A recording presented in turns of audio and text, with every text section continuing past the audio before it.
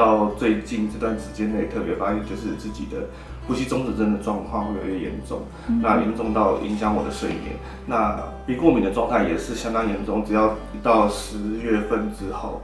就会有鼻子就会不断的流鼻涕，然后打喷嚏这种状况，都是停不下来的。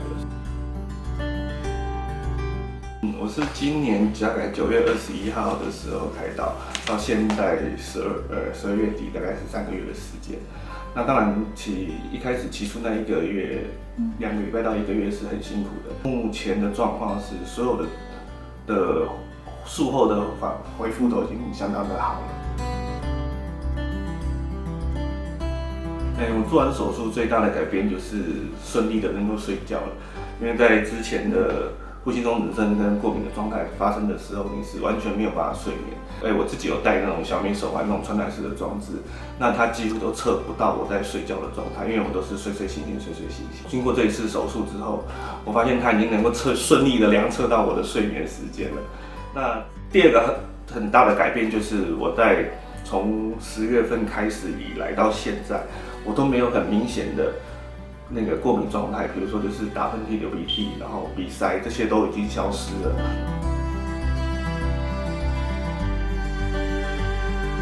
包含我的亲戚，包含我的伙伴，包含我的认识的一些朋友，我都建议他来。如果他有鼻过敏或是呼吸中止的状况，我都非常强烈他来咨询，然后来做这个一次解决他们的困扰。比如说我在做推拿的时候，我人是趴着的，但是正常呼吸的状况之下，就是会有那个声音会出现。那旁边的人都以为我睡着，其实我是整个人是清醒的。在这一次的手术过后当中，这些的状况都已经大部分都已经消失。当然晚上还是稍微会有一些呼吸的声音会出现，但是已经不会被我自己的鼾声吵醒了。对。